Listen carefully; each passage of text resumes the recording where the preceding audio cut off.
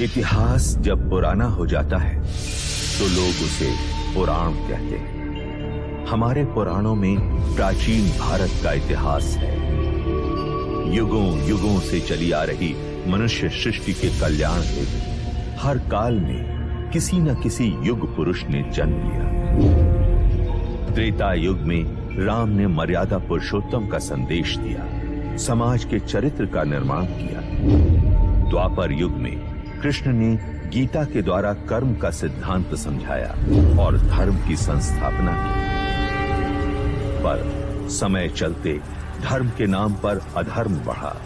असत्य, अराजकता, असमानता, अस्पृश्यता, अर्थ सिद्धि और अंधश्रद्धा का पाखंड चारों ओर फैलने लगा। मनुष्य भयभीत हो अज्ञान के अंधकार में भटकने लगा। इसी अंधकार को दूर करने पुनः एक युग पुरुष जन्म लेने वाला था और इस बार उस युग पुरुष का नाम था बुद्ध।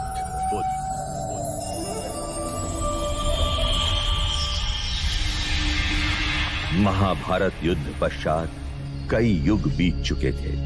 उस महायुद्ध की परछाई ने भारतवर्ष को कई हिस्सों में बांट दिया था। 2500 वर्ष पूर्व उत्तर पूर्व भारत में मगध और वैशाली के समीप एक संघ राज्य था, कपिलवस्तु। उस समय कपिलवस्तु पर शाक्य कुल के पराक्रमी क्षत्रिय सूर्यवंशी राजा शुद्धोदन का शासन था।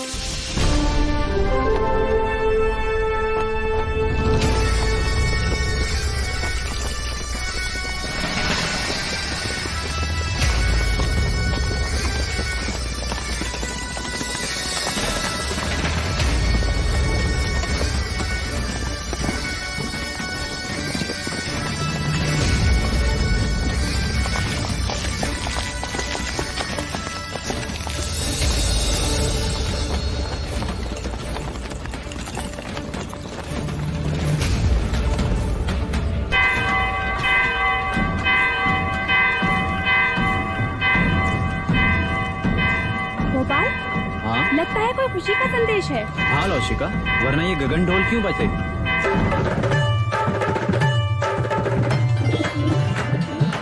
एक ओर से आए राजा, दूजी ओर से पांडव भी। युद्ध हुआ रण में घमासान, अंत में जीते जो थे वीर।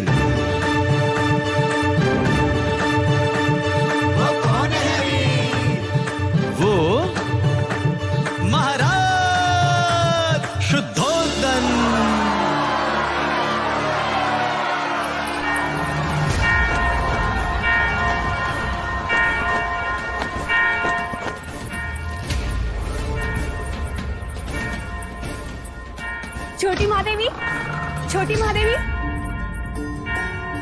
हम तुझे ही आवाज देने वाले थे लसिका।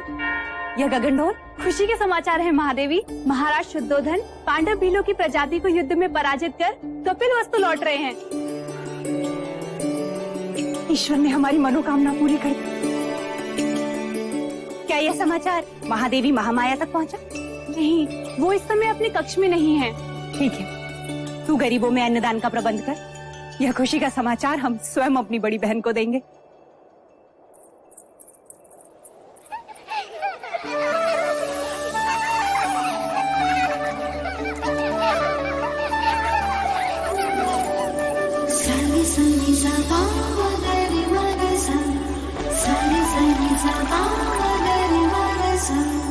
पकड़ लिया, पकड़ लिया, पकड़ लिया।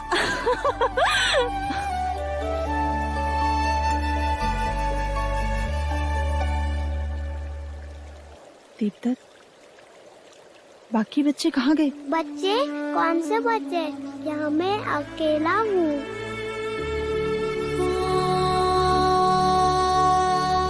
ये क्या हो रहा है हमें? अब मैं जाऊँ? हाँ, कहाँ? अपनी माँ के पास। हाँ, पर आपने मुझे एक वचन दिया था ना? हाँ, वो तो मैं भूल ही गया। तो फिर बोलो। बिना बोले मैं आपको जाने नहीं दूंगी। बोलो, बोलो ना। पहले अपनी आंखें तो बंद कीजिए।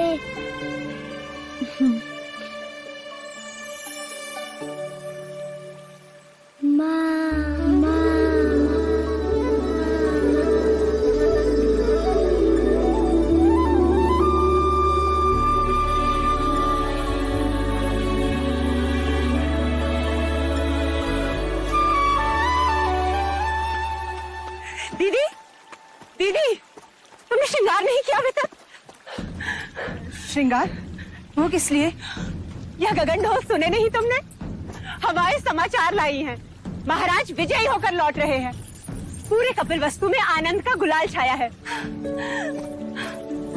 प्रजापति, ये तो बड़ी खुशी की बात है।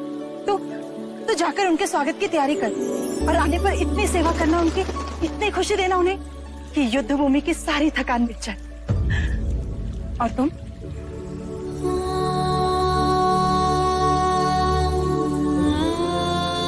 खुशी के मौके पर पांच का चेहरा नहीं देखते प्रजापति। दीदी, मेरा चेहरा देखते ही संतान ना होने का मेरा ये दुख महाराज का दुख बन जाएगा और मैं उनके दुख का कारण नहीं बनना चाहती। दीदी, तुमने महाराज से मेरा विवाह इसलिए कराया था ताकि महाराज को संतान सुख प्राप्त हो और कपिलवस्तु को उसका उत्तराधिकार। किंतु 4 वर्ष हो गए, मैं भी महाराज को संतान का सुख नहीं दे पाई। तो 5 तो मैं भी हुई ना। ना प्रजापति ना, मैं अपनी आशा के मुंह से अशुभ सुनना नहीं चाहती। और मैं भी तुम्हें इस हाल में नहीं देखना चाहती। इस वक्त हम दोनों का कर्तव्य है कि हम मिलकर महाराज का स्वागत करें और उनकी खुशी को दोगुना कर दें। क्या चाहती हो तुम? बस इतना कि जब महाराज आए तो तुम उनका स्वागत पूरे 16 श्रृंगार के साथ करो और महाराज बस तुम्हें ही देखते रह जाएं। महाराज की, महाराज की, महाराज की, महाराज की, महाराज की, महाराज की, महाराज की, महाराज की, महाराज की, महाराज की, महाराज की, महाराज की, महाराज की, महाराज की, महाराज की, महाराज की। सारे सनी सा मगरि मगसा, सारे सनी सा मगरि मगसा।